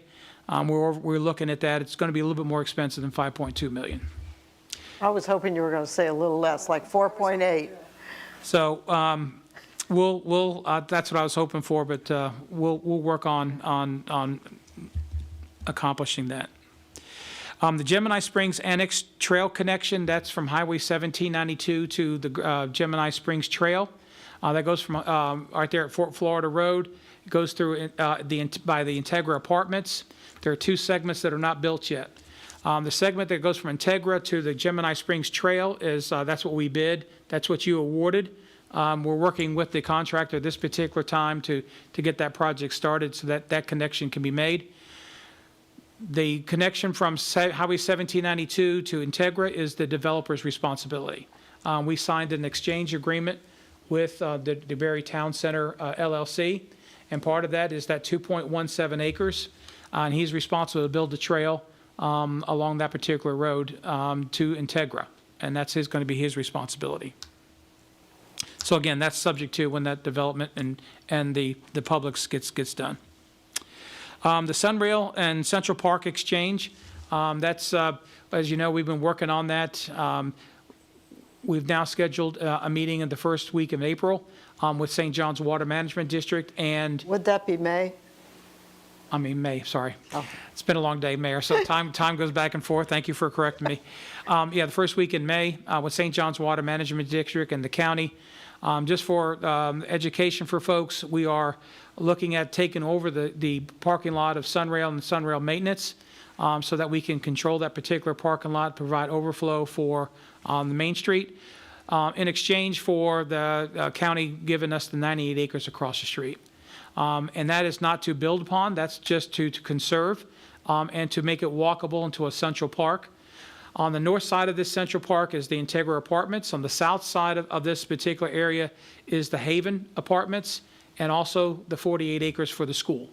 And so making that a walkable area, make it into a central park, people can walk on it, throw frisbees, et cetera, is allowed in the conservation easement that St. John's Water Management does. You can do trails, you can do walking and everything else. And so that's what we want to bring that amenity right into our downtown area to make that, and amongst that all that high density there, give them some open and green space to be able to move around and provide amenities there. We've been working on a Duke property purchase at Sullivan Park for quite some time. They came forward and offered the property to the city. We've been working on basically a long time for a price. We're now down to about 33% of what they originally offered. And so through negotiations, we're working on final language. I'm hoping to bring that to council maybe the next 60 to 90 days for your consideration. It's approximately 5.3 acres on the east side of Sullivan Park that runs along Holiday Drive. And Holiday Drive is the road that goes from High Banks back to the power plant. And it will provide Sullivan Park possible future growth, if you see it, for that particular area, additional parking if you want it. But it does add 5.3 acres to that particular park. It does give another entrance or two into the park if you want through Holiday Drive, and provide some signage opportunities on that corner. So it may be something that, and it's, quite frankly, it's coming in pretty cheap, and I think you'll be impressed with the, I like it in trees. yep. Yep. And so we'll see what we can do, parking through the trees and everything else. Yeah. The Gateway Park entrance, we're working with Saxon Point, which is a development that's coming in across from Gateway Center for the Arts. And obviously, we have issues with U-turns at that particular intersection. Did you know that 100% of people who attend Gateway Park have to make a U-turn? And so even with the Saxon Point, that particular commercial business there, businesses, folks that attend there, DeBarians that will attend that particular site will also have to make a U-turn to go home. And so our focus is to let's reduce the U-turns. We're not going to be able to reduce the U-turns for Saxon Point, but they can reduce the U-turns with Gateway. So we don't need to add more U-turns. We're just going to need to reduce the potential there. And so we've already you approved the engineering about 6 or 8 months ago. We've already been to FDOT and the county, got some pre-approvals through the pre-app application. And we're now working with the developer to make sure that he commits to doing the entrance in the Gateway Park as part of his proportionate share. And so you'll see that coming. I think Saxon Point will probably be coming in the next 60 to 90 days, I think, right? And so you're going to be able to see that we'll pick up this strategic initiative when that comes in. You probably haven't heard this one yet, but this is, and I say quiet zone, but it's supposed to be quiet zone, my bad, for the railroad crossings. This is actually needed for the Main Street. It's a quiet zone, so trains don't blow their horns at 2 o'clock in the morning. And particularly being so close to the living accommodations right there next to the railroad station. And so we did a study that was under my authority to go ahead and get that done. Now the next step is I'm waiting for a proposal to go apply for the federal government and then to implement. Fortunately for us, the state has already upgraded Fort Florida Road railroad track already to this particular standard. It's a question of whether we have to do that for High Banks and for Barwick railroad crossings. But we'll see what the extent of this particular is. But Kimberly Horn is going to give us a proposal on to carry this to the next step, which is application and then implementation. All of that will come to you for your approval if you see fit. The Spring Vista Parkview Highway 1792 signal, that this intersection is one of my things I'm going to talk about with John Tyler, the District 5 Secretary. This intersection was approved for a signal for more than 2 years. And it's supposed to be in programming, but I still don't see it in programming yet. Trying to get this, we've had some serious accidents at Spring Vista and Parkview. We're trying to get our residents, even though we're getting more signals on 1792, a safer way to make left-hand turns on a 5-lane road. And we did that with Columba and Lake signal. And we'll do it here. We have a lot of residents that are coming out of Springview and Parkview who are trying to make a left-hand turn across the 5-lane road. It is very dangerous. We try to communicate to the HOAs, look, if you want to make those left-hand turns, we suggest coming down to Columba and make a right until we get this traffic light in there. Unfortunately, these traffic lights today are more than $1 million apiece. And so it's a significant amount of dollars to get these traffic lights in. The Spring to Spring Trail, segment 3C, is at about 90% plans. It is scheduled to start in July of 2024. This is the trail that runs from along the Donald E. Smith Boulevard, west of there. There's an FTOT grant of $2.2 million that will be given to the county. The county will be doing the construction, and ultimately we'll be doing the maintenance after that. But that's hopefully we'll get to the final point there. We're waiting on the county to do the surveying so that we can do the easements with Westridge. And once we get those and get the easements done, I think we'll get a fast track into getting this started shortly after July 2024. Again, the county's doing the construction, and they're trying to finish up the engineering on that as well. On here also I did the Volusia County School Board. The Volusia County Schools has under contract 48 acres on the south side of our TOD area, which is just south of the Sunrail station. It's 48 acres. They're planning on talking about building a K through 8 school there. And so we've been guiding them on purchasing that, and that should be closed, if everything goes well, should be closed before Next the end of week. the month. Yep. So that's the, really kind of the update of all our transportation and our capital projects and initiatives. Any questions or concerns on any of these here?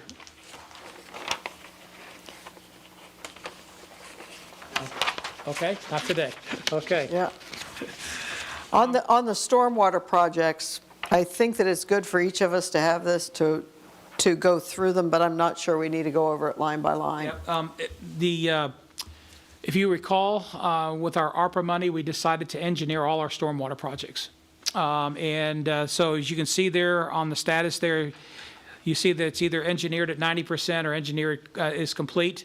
Now it's our job, once we get these, and most of these, the permits have been issued or they're in process. You see the dollars that are associated over there. Then we'll need to pick those off this year. James Pond Pump Station is our #1 priority. We should be going out to bid next week on the James Pond Pump Station so that we can manage the level of that particular lake on an automated basis. Just for clarification, where it says at the top, that means properties or the number of properties affected, I'm Yep. assuming? Yes. Okay. Thank you. Yep. And so that's where the station's going to be going there. It's going to be an underground station, similar to Woodbound and similar to the pump station that manages No Name Lake. All these pump stations are regulated and permitted by St. John's Water Management District to manage the level of these lakes at a certain level. And so it maintains them, and prevents any particular flooding on those particular lakes. And you can see all the rest of them there. The one that is pretty expensive is going to be the West High Banks Road. That's both the north and south lines. We engineered the south line from the railroad tracks to, I'm trying to think of our 3 properties that we have on the south side there. And then obviously the new initiative obviously is on the north side to take it all the way down from the railroad tracks all the way down to the marina. Because of the water volume that's going to be needed and everything else, we decided to kind of combine those 2 projects together because they're so, they'll coordinate and work together. That's a pretty expensive project. And it's a possible that we may go to the Florida legislature next year to help us pay for that.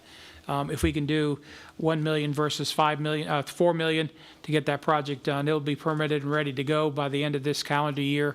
And maybe when legislative session comes, we may decide to go ahead and put this on our wish list to get some state funding for this. But other than that, you can see them all there. I do have Glen Abbey on here.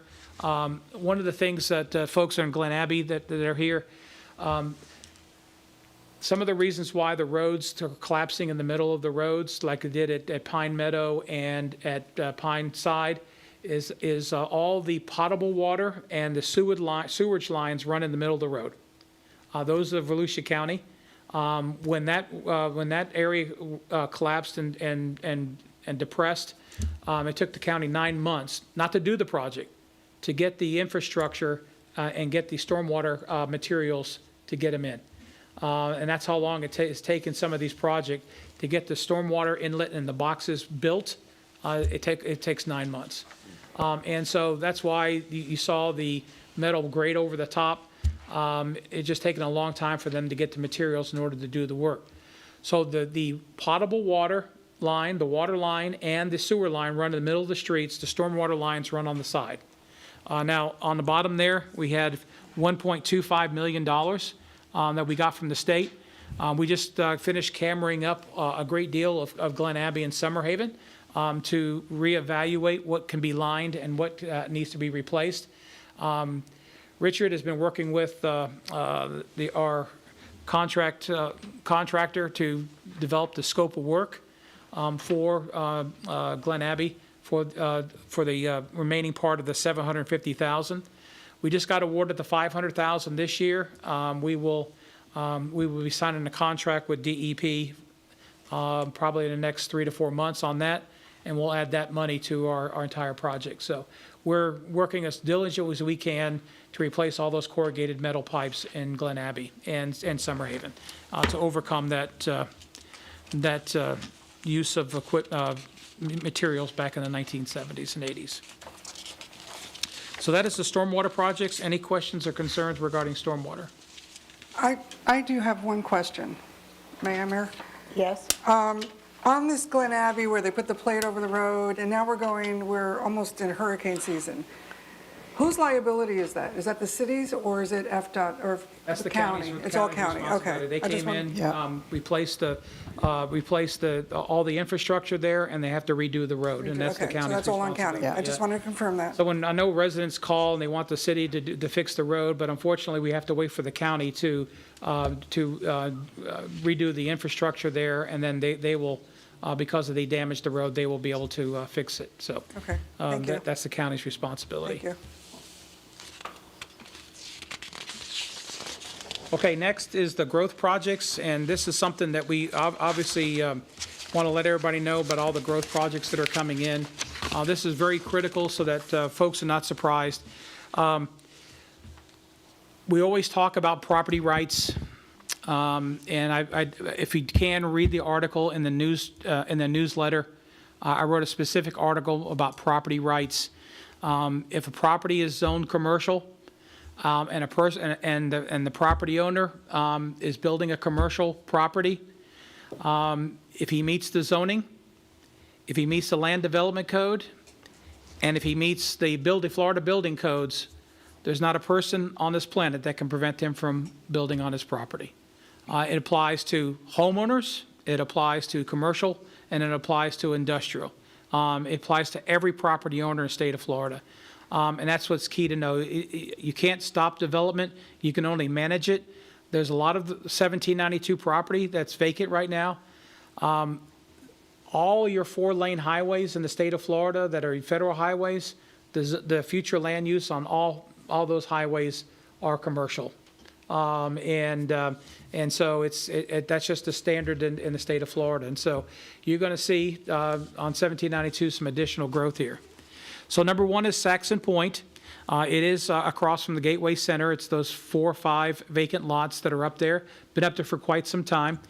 They're coming forward with a gas station with 14 pumps, and it's called Happy Dave's.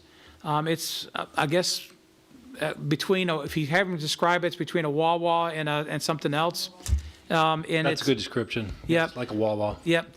And it's a standalone car wash, and even though we have one, you can't stop somebody from just because you have another one. This is a competition. It's a capital system, and if they want to build 2 car washes next to each other, go for it. Our codes do not regulate specifically competition. And then a storage unit. Now, back 6 months ago, we changed all our storage units to be indoor, and they must have retail shops in the front. So these will have about 4 retail shops in the front and an office there. And so, again, this requires a change, just like tonight, a change in the PUD that exists there. That PUD is the senior living units in the back, as well as the child care facilities, all part of that PUD. And they need some additional uses in order to get the storage unit and the car wash in that particular location. In exchange, that's why we're asking for the gateway entrance there. Arroyo is assisted living. I think that construction is nearly completed, I believe. Yes, that's almost done. Yep. And so, yeah, that's 96,000 square feet assisted living. If folks don't want to know where that is, it's a little south and west of the bowling alley. That's where that particular is at. Tailwinds Commercial. Tailwinds Commercial is the same owner that's doing the Tailwinds Residential on East High Banks. That's from the Pine Meadow Road, the entrance into Glen Abbey, all the way down to the auto zone. Okay, it's again, it's commercial. Right now, they're proposing a restaurant on the corner, also with retail shops and then I think another storage unit with retail shops as well.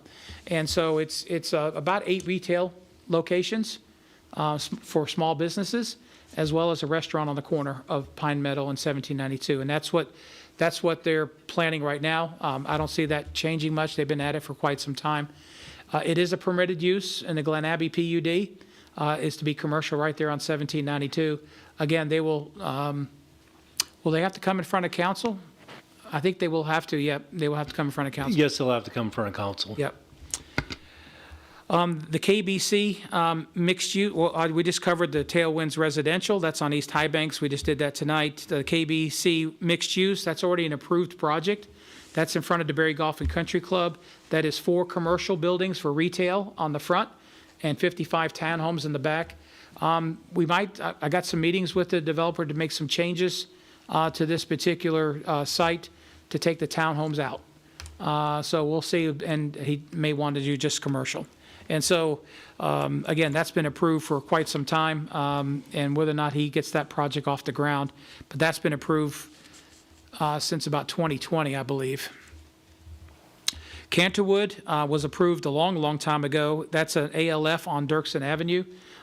We just renewed their particular overall development plan. DeBerry Town Center, which is the junction. As you know, the apartments are in. Those single-family homes are now going in at called Spring Walk, just to the north of the apartments.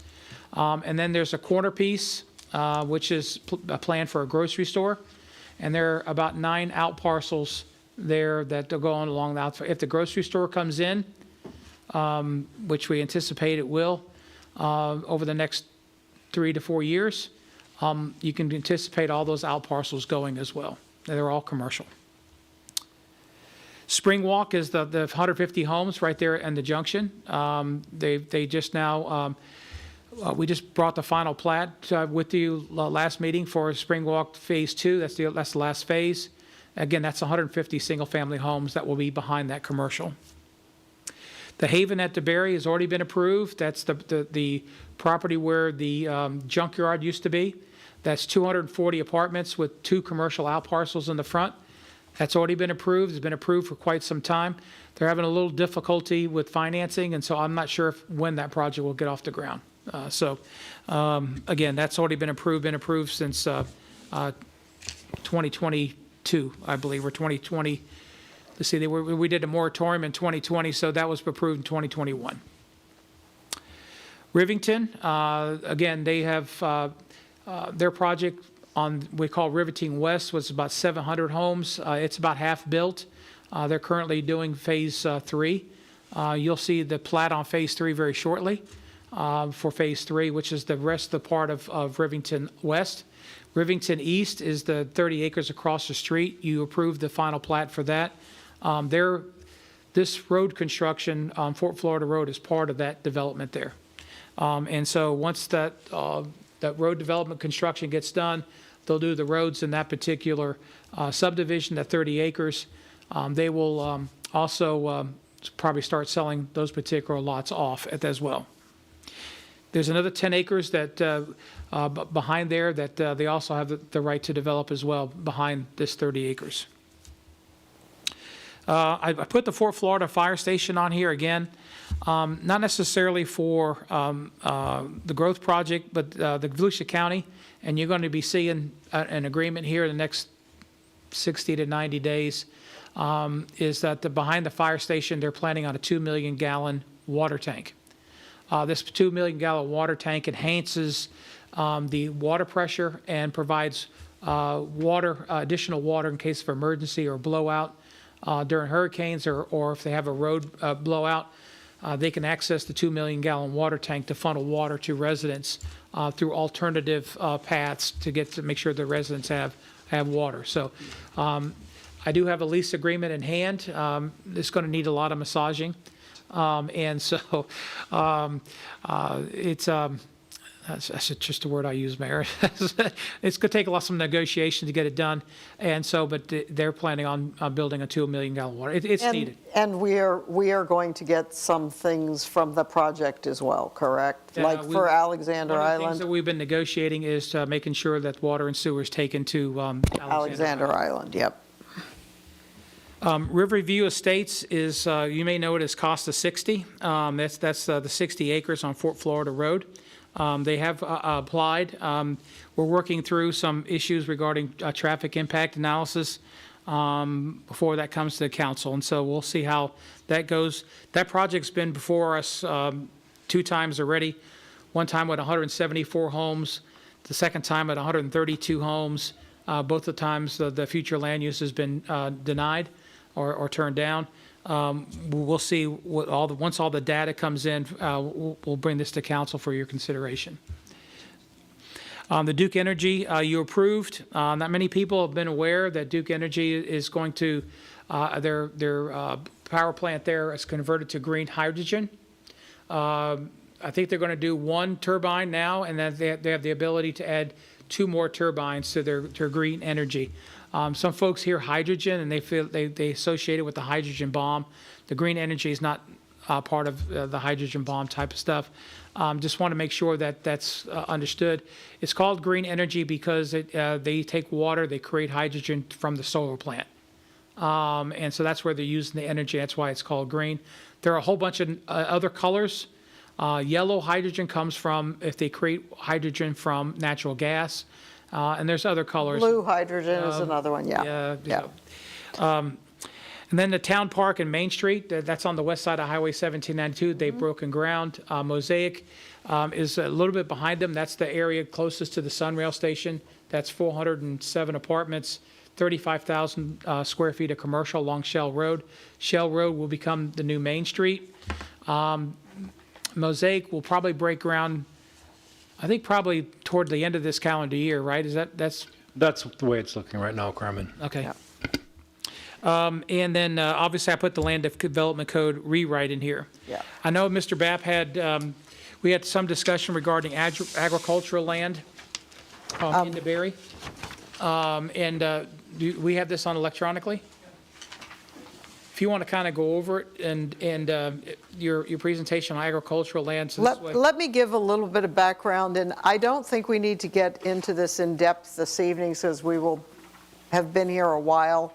I did ask the city manager and our staff if they could show me what land in DeBerry is zoned agriculture, what has been developed retaining its agricultural zoning, and what remains undeveloped that has agricultural zoning.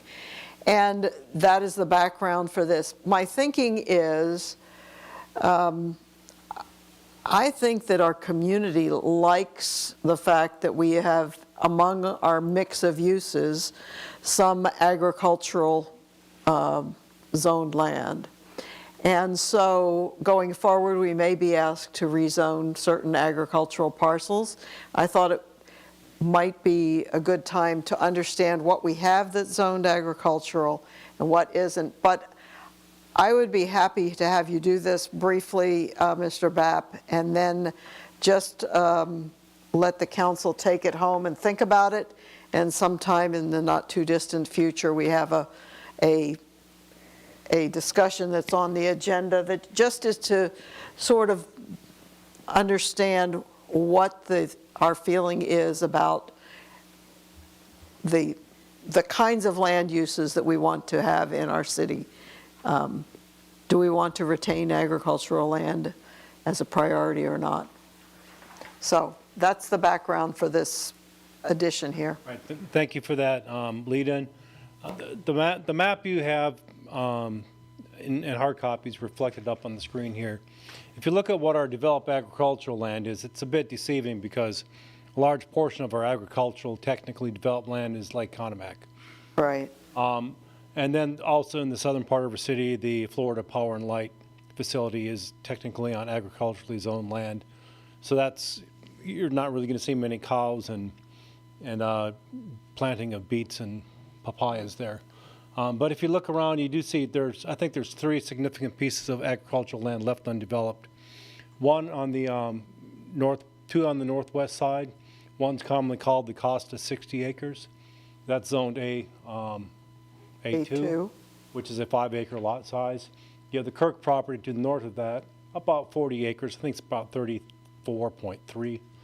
And that's zoned A3, which is a 1-acre lot. And then you have some parcels on the down in the TOD area. One of the parcels that you see on your map is where the school board is targeting to put a new location. So even though it is agricultural land, again, not really much papaya going on there, but it'll be dedicated to it towards the school use. And what are our lot sizes? I put rural and agricultural. So our pure agricultural, we really have 2 classifications. Rural agricultural, which is a 5-acre lot. So if you looked at a parcel like the Costa 60 right now, he'd be entitled to do, that 60-acre lot broken down into 5-acre parcels. So that would be about 12 homes you could put there if you want to put into a single-family residential environment. With the Kirk property, you're looking at maybe about 38 entitled homes. And then our other agricultural zoning, we have which is rural agriculture. We just have a few small subdivisions which are already platted in that. And then our rural residential are 1-acre lots. That's like Orlandia Heights Right. subdivision. And So, RA, I believe, is River Bluff. yes, River Bluff is a portion of RA, also St. John River Estates next to Orlandia Heights is zoned RA. So that's how they went right now. On an A2 acre, they can make 5-acre homes. And what about Cunningham? Is that, Cunningham, I don't see it on your map. So Cunningham has larger lot sizes, but maybe it's not entrenched. No, they're not. Okay, all right. About their zone.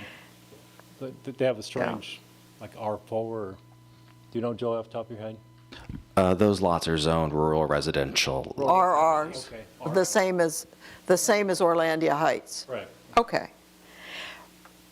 I was thinking about this because we were doing some of the land development code.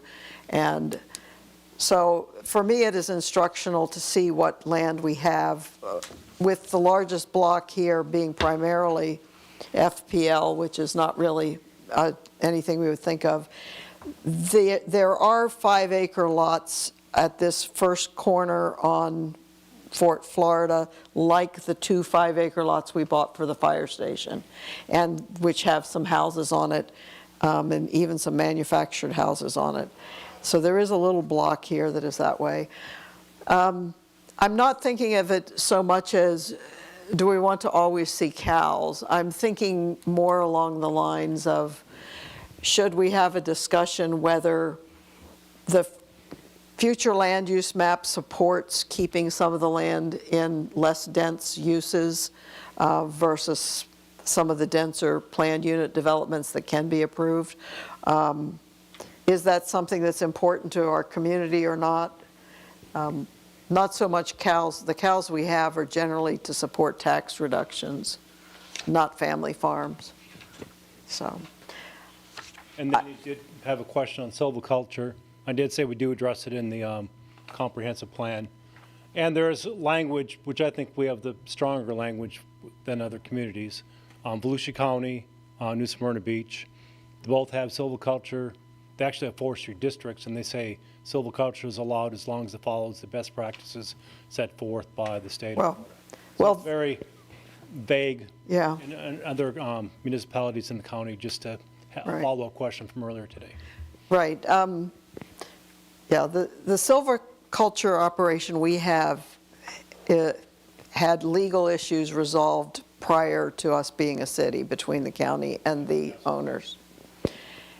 Like I said, I appreciate this information on agricultural. It's just something I've been tossing around in my head, and as we were doing land development code and thinking about developments as we have various things come before us, I thought maybe it would be worthy of having a discussion about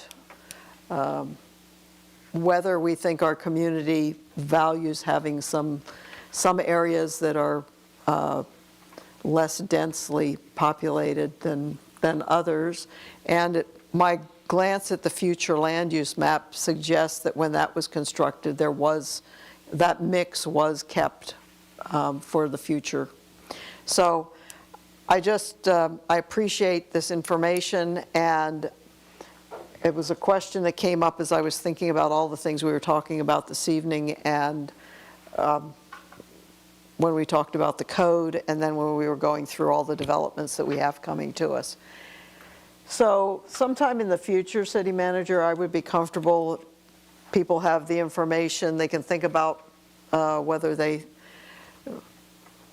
think that's important for us, whether we are interested in seeing that as one of the priorities as we move forward within the constraints of what is in our purview. Okay. So that would be that. All right. Just the last part here, their strategic initiatives, and we'll get these done here real quick, just to give everybody an update on the septic to sewer program. The county's currently doing engineering on phase one. Phase one are in the areas known as the Vistas, which is right across from Gemini Springs. It's about 700 and some odd homes. So once they get the engineering done, I think probably the summer of 2025, they'll get phase one engineering done. That's my estimate. But once they get the engineering done, they're going to have to find where they can get $30 million from. Yeah. And so we're really not expecting any construction until at least the fall of 2026. By the time they go through the legislative session, if they go through a legislative session or they go through grants, depending on Volusia County, just to even get the funding for the construction part of that. So Alexander Island, we are improving the signage. We did get the pre-application approval from FDOT for the sign all the way across 1792, just north of the bridge. I'm waiting on a proposal to engineer that. As you may recall, we received $135,000 from a vendor down there in that particular area. We spent about $40,000 on the concept and getting through the pre-app. So there is some money there that's left over from that contribution to get that engineered. So I think that would be a great addition. The north entrance, we're working with that with the gateway entrance as well. So that's going to be, we're combining that all together there. And the wayfinding, we'll improve that if you so allow me to, and some of these trails get in place. We'll do a lot more wayfinding, get some of this construction in place. Reducing the stormwater fee, I think we've done that. You can see the large number of stormwater projects we still got left. I don't recommend getting any smaller for the time being until we get some of these minor projects knocked off the list. The Village Center redevelopment strategy, as far as developing a city campus, is going to depend on whether these businesses in front of our city hall here will want to sell. We anticipated that might happen, but it hasn't happened yet. But the building a city campus here and redeveloping that. We are, again, the Highway 1792 Complete Streets concept is also, part of that as well, to try to revamp all of 1792 there. We are doing a traffic safety improvement plan. As you know, we are writing more tickets than we can imagine. We're trying to change behavior all over the city, and trying to do that. We purchased traffic speeding monitors so that when you pass it by, it tells you what speed you are to alert them as well. So for the last 3 years, we bought 3 each the last 3 years. If you want me to buy more, then we'll stick them in the budget. We'll keep buying them until most people will recognize it and slow down, but some of the younger kids like them and they like to see how fast they can go. So there's a certain population that likes to use them for their advantage. The faceless, Florence K. Little, thank you so much for following us on that. I think we've done a great job. That building was going to be torn down. Last thing we got, I think, is the kitchen, and we don't necessarily have to do that, but we do need to update the kitchen there to to the 21st century. And so, yes, so I think everybody is pretty pleased with how that's turned out. We have establishing more city citizens committees, the hometown heroes, and we've reestablished the historical board. Those two are going well.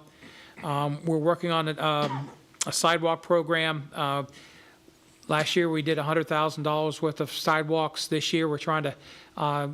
We held up on the Shell Road sidewalk going all the way down to Benson Junction for two reasons. One, the potential school that was going there, because if they have to put turning lanes and everything else, that was going to be a major issue. And then the Benson Junction construction. And so we just held up on that. So we're looking for other locations to fill those sidewalk gaps in there. There's no need for additional law enforcement. And then we're working on the village redevelopment strategy. One of the things that we'll work on this next fiscal year is a facade grant. We have well over $180,000 that we've saved over the last 3 years on our BTR program for our fees, and we've just been stacking that money away. I think we got enough money now to do a pretty significant facade grant along 1792. So I'll get staff to start working on doing a facade grant this next fiscal year. The golf cart ordinance is done. We are so close with the Columba and Lake. We've been 24 months now at the Columba and Lake crossover. FDOT is, I'm not going to say they're running us through the mill, they're running us through the mill. And because we're 1 degree off, Lake Avenue doesn't approach 1792 at a 90 degrees. They're making us go through all these additional studies and everything else. But hopefully, I think maybe in the next 90 days, maybe we get approval. I'm looking at Richard here. So he's shaking his head and he's smiling, maybe. We're trying to get the FDOT final approval on that. Can I say something about that intersection? We put that stoplight there, and I talked with Sherry at Robin's Nest, who said, I can't thank you for putting a stoplight there, because now people know I have a business here. Yeah. And her business has grown tremendously with that stop sign there. So economic growth and development is all, is all good. So I just wanted to make sure I shared And that. Yo was just waiting for it, Yes, too. Yolanda's and all that, so yeah. Also, the Rob Sullivan Operations Center is done. The Keller Park Echo Project, the lighting is done. The dog park, we'll be having a grand opening, I think, in the next month or so for the dog park. That will be done. The additional Public Works right-of-way staff, we're going to tie that to the Sunrail expansion. If we do get the Sunrail expansion, we will do that with an additional employee. We'll do a lot cheaper. The large blacktop use, I'm going to tie that to the Sunrail station. There's 400 parking lots there. Theoretically, we could do a farmer's market there and do a great. The community garden, I kind of assigned that to Alexander Island. I think that's just a great location. We just really got to find a nonprofit organization to provide the maintenance and upkeep of that. So we're really looking maybe to start a garden club somewhere. If anybody's interested, we're looking for that. We have increased our business recruiting and marketing. We have referred a number of potential businesses to Main Street, developers on Main Street. Here are people interested in purchasing and want to relocate there. Gosh, I think we've referred anywhere between 12 to 20 businesses already that want to move onto Main Street. We did acquire the Gateway building, and we're continually to upgrade that. We're continually to improve our holiday events. Thank you for moving that down for me. And we're continuing to do that, but if you have any recommendations on how to improve the holiday events and decorations, we've done a pretty good job the last couple of years, but if anything more, just let us know. The completion of the DeBerry Trail System, again, that's the West High Banks and the Fort Florida Road is basically dependent on those stormwater projects on West High Banks. Where you see the ditch on West High Banks, that's where the pipe is going. And the plan is to put the trail on top of the pipe all the way around. And so if Riverbend North comes in, there'll be a trail that goes all the way around. So that will close some of those trail gaps. We've also applied to the TPO, and we'll work through that over the next couple of years to help get some TPO funding towards some of these trail enhancements that the developers don't pick up and that we don't force them to do. Next page. The indoor gym. We do have some concepts for a gym, but again, it's something that's got a big ticket item. It's going to take a while for us to get that in there. It could possibly, if we do purchase the 5.3 acres there, maybe it can go on the backside, because there's part of Sullivan Park that's still not developed yet. That's on the backside, not on the 5.3 acres, but on the backside of Sullivan Park. So there's some areas there. Some folks even talked about the backside of Gateway building. There's room to put a gym there with a parking lot on the side there. So there's trying to find a site. There's also the 5 acres next to the fire station as well. So these are some of the areas that we were looking at. But again, that's a big ticket item. That's a $2-3 million at least ticket. We have been improving the broadband infrastructure in here. AT&T has put fiber optics throughout our entire city. You saw another vendor come in and put ugly box on 1792. I know, Mayor. We'll still work with some of the landscaping on there. I think we may install some things. Yeah, the daylilies, they're something, but they're not much. The school bus shelter on Shell. There's just not right now. There's not enough right of way there for us to do that. The DeBerry signage on I-4. I'm working with FDOT. I'm trying to get they've agreed to do a standalone sign on I-4 for DeBerry. The signs there that are on the big poles will all have to be re-engineered to put new signs on there. That's their requirements because of the load. By adding DeBerry on there, I guess creates a weight load, and those all have to be re-engineered. So, because the letters are that heavy for DeBerry. I'm just. Richard laughs, but we laugh together because some of the regulations. It's just. Yeah. It's because there's 2 capital letters. Oh, that's right. The 2 capitals probably really weigh it down. Memorial Park lot upgrade. We're still working on that. Obviously, we got a number of people looking for a tank. We're relying on Steve Bapp there, who's got the ins and outs on that. But we got a number of people working on a tank. To be honest with you, the small natural amphitheater we've included into the DOT pond with a floating stage in that Central Park area. So that is possible there.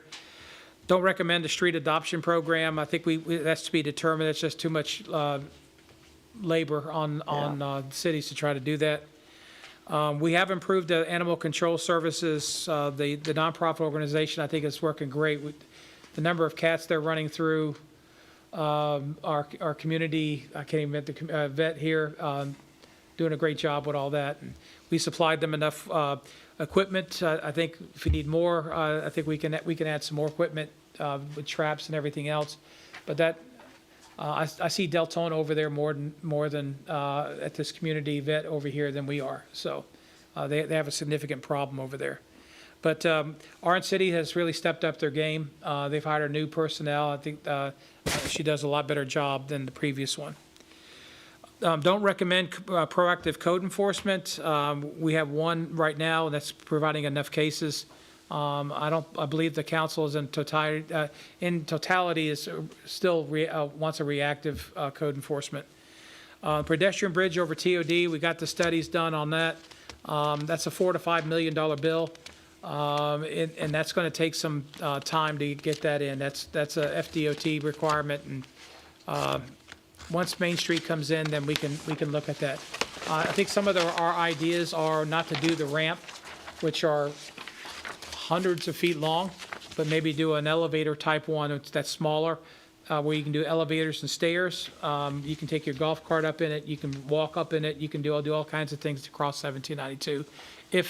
Once Main Street gets in and all that construction gets in, we'll find out about that. We're not very excited about roundabouts on Highway 1792, and if you don't mind, I'll take some of these off if you don't want to.